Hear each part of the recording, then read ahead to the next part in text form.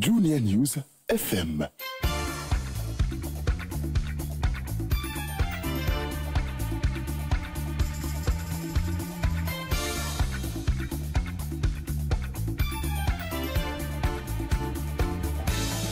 Junior News FM. Chers auditeurs et auditrices, bienvenue dans ce Flash Info sur Junior News FM.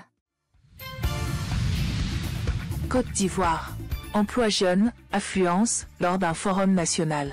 Les jeunes de Côte d'Ivoire prennent d'assaut le palais de la culture de Treichville pour saisir des opportunités d'emploi. Le palais de la culture de Treichville est pris d'assaut le lundi 3 mars 2025 par une marée de jeunes Ivoiriens en quête d'opportunités professionnelles. Venus de divers horizons, ces demandeurs d'emploi ont répondu présents à l'ouverture du Forum national de l'emploi et du recrutement, une initiative majeure portée par le ministère de la Jeunesse pour favoriser l'insertion professionnelle. Togo, session extraordinaire à l'Assemblée nationale, des réformes majeures en discussion.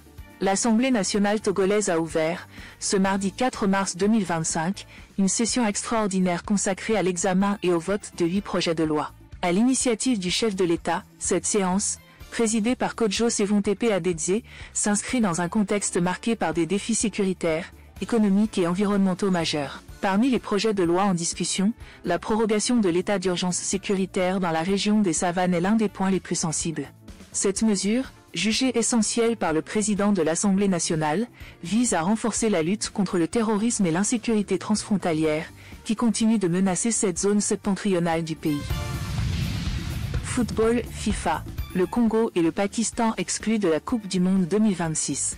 La Fédération internationale de football association, FIFA, a annoncé dans une décision officielle publiée le 6 février 2025, la suspension des fédérations de football du Congo, FECOFO, et du Pakistan, PFR. Une décision qui entraîne l'exclusion immédiate de leurs équipes nationales et clubs affiliés de toutes les compétitions internationales, y compris les éliminatoires de la Coupe du Monde 2026, co-organisées par les États-Unis, le Canada et le Mexique. Cameroun, un ministre camerounais attaqué par la BAS en Belgique. Il s'agit du ministre de la Jeunesse et de l'Éducation civique, Mounouna Foutsou. En séjour à Bruxelles, capitale de la Belgique, il a été pris d'assaut par la BAS, une milice de la diaspora camerounaise opposée au régime de Yaoundé. Sur les images en circulation sur les réseaux sociaux, on aperçoit le ministre recouvert de farine, le visage légèrement ensanglanté. Il s'agissait là d'un cas de récidive indiquant plusieurs sources. Un journaliste zimbabwéen, maintenu en détention après une interview controversée. Le journaliste zimbabwéen, Blessed Mwanga, travaillant pour la chaîne de télévision en ligne HSTV, demeure en détention après que sa demande de libération sous caution a été rejetée par un tribunal de Harare, le 28 février 2025. Mwanga a été arrêté à la suite de son interview avec Blessed Jeza, membre du Front populaire ZANU, au cours de laquelle Jeza a critiqué ouvertement le président Emmerson Mnangagwa et appelé à sa démission. Les autorités accusent le journaliste d'incitation à la violence publique en raison de la diffusion de cette interview. Pèlerinage 2025. L'Arabie Saoudite impose de nouvelles conditions à Air Sénégal.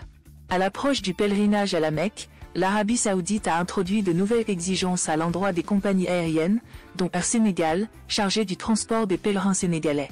Ces mesures visent à garantir une meilleure organisation du Hajj 2025, marquée par une hausse attendue du nombre de fidèles et un contrôle renforcé des procédures logistiques et sanitaires. Selon des sources proches du ministère des Transports aériens, les autorités saoudiennes exigent désormais une stricte conformité aux normes internationales de sécurité et de ponctualité.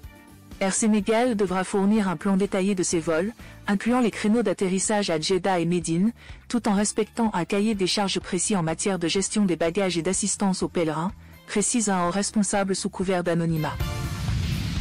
Bénin, 36 mois requis contre un jeune pour avoir filmé un juge lors d'une audience. Un jeune homme a comparu devant la Cour de répression des infractions économiques et du terrorisme, CRIET, à Cotonou pour avoir filmé le président du tribunal d'Abomey lors d'une audience, en violation de la loi béninoise qui interdit de filmer ou photographier un juge pendant une audience.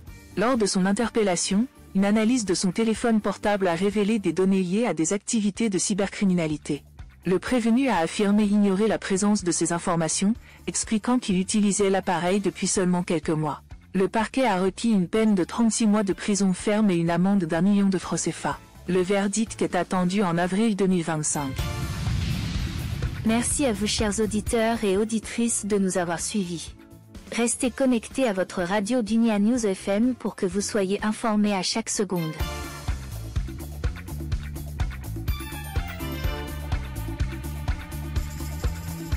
Dunia News FM.